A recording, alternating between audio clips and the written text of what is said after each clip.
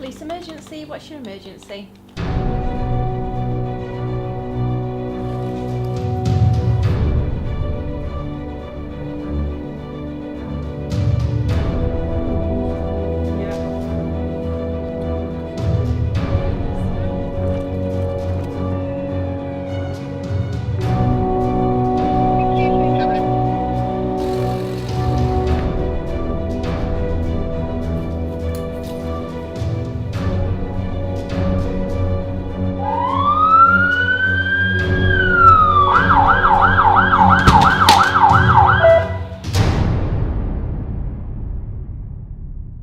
The role of a police advisor is to add authenticity to the script. So what we have to remember as police officers is that the drama comes first.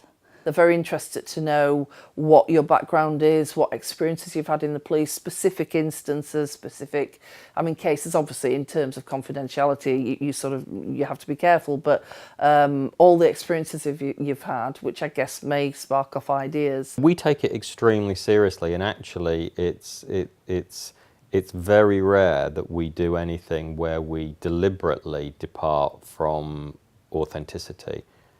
Generally speaking, we try and get everything to be as representative as real policing as possible. The other side of the role is to tell us how to do things accurately at the police would. So if you're arresting someone, it's how would you put the handcuffs on, it's where do you hold the handcuffs, it's do they go in the back of the car, the front of the car, it's when they're signed into the police station, who's there, how many people. Interviews are very important. How many people were in the room at the time? What is said? What's not said? What's the police?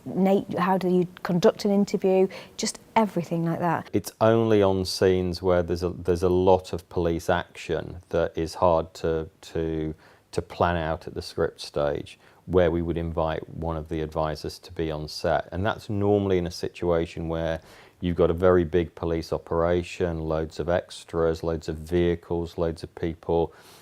Portraying different police roles, as well as our core lead cast. And in those situations, all our departments can avail themselves of the help of the advisor. One of the things that used to really aggravate me when I used to watch police dramas, everybody's uniform was absolutely pristine, as though it was the uniform that they were given on the first day that they went to work. So things like dirtying down the fluorescent yellow jackets, making sure that the boots might be clean first thing in the morning when they come into work, but halfway through they'd have scuffed boots, or the hair might be a bit out of place. If you ever see notice boards on the wall in the briefing rooms or whatever, it would have been me or a colleague who was advising at Sarah Lancashire. It would have been us that have written those down because they wanted it to be really realistic, which I'm happy to say it was. Behind your back! Behind your back! Get down! Yeah, can we have a van, please? Thank you.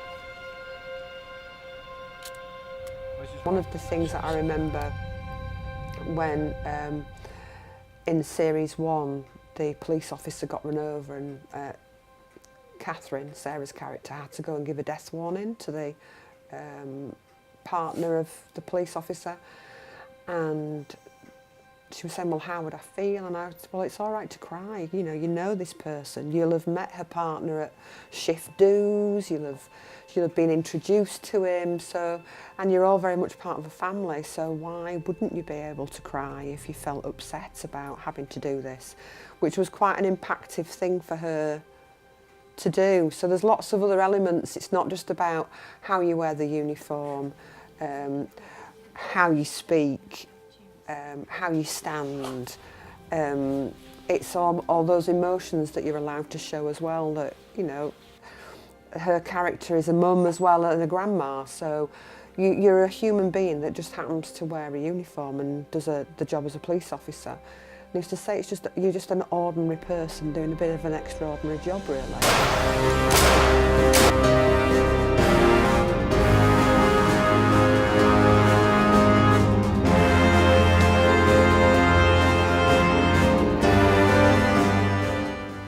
I remember speaking to the producer, or he called me in actually, because it was filmed in Manchester, and I went up to Manchester.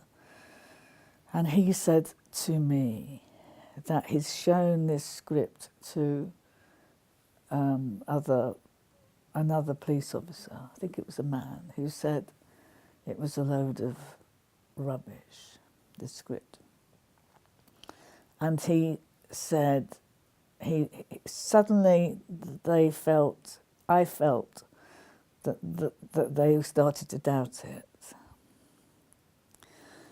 And I said to him, well, you can show this script to 20 police officers, I'll give you 20 versions of it. This is my story, my authenticity. It's up to you. And I always remember him looking at me and saying, and of course, I now know, from what they've said since to me, that they thought they would have what they would call that it would bomb. And what I mean by bomb, that it was not going to be a success. They had doubts about it.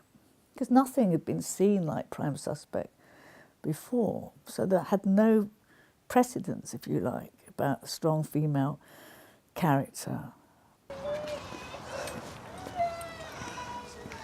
Hi, it's me. Yeah, fine. Just I'll be busy later, so I just wanted to get in before I went to bed. Thanks. Hi, sweetheart. Have you had a nice day? Have you? Oh, that's lovely.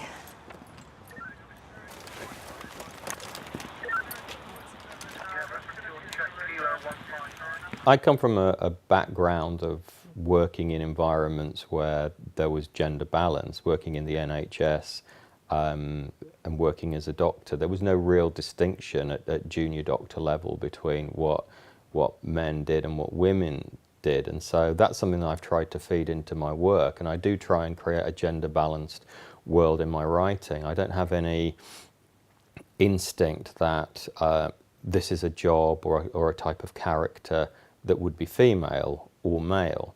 It's something which is I think very open, and I try to be as inventive as possible with that. I think historically there's been a lot of sort of dynamic male leads in police programmes, and I think things like the Sweeney and what have you, and I think they've been great. I'm not decrying them at all.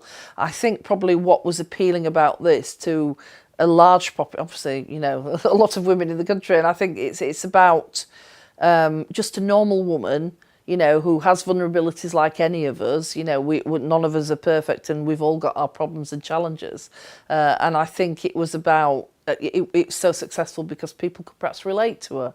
The only way to get the inside stories with Kate on the case. Putting Kate into an AFO role is a whole level of jeopardy above a normal undercover. I can handle it.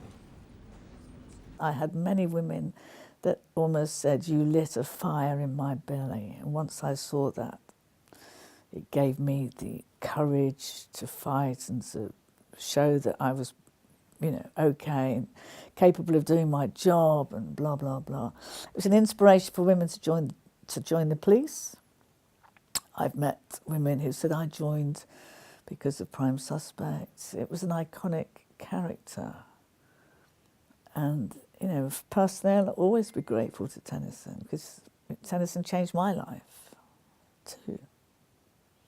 I think sometimes people expect, women who might be in her situation to be this person who can never make a mistake and never swear or whatever. And I just think it's so successful because it's like people relate to her and say, yeah, I've had a crap day and I might swear or I might do this. It's not just me that does it then. So I think that's why, really. We're very inspired by the real policewomen who are so matter-of-fact, so funny, but so good at their jobs. And we wanted to show that.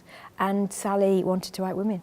And that's, it's as straightforward as that. And I think it is important that there's as many women on television as there are men. In comparable terms, in any form of police dramas, and I've watched many of them, in fact all of them, I would put Happy Valley up there with Line of Duty and Prime Suspects as the 3 best police dramas on British TV.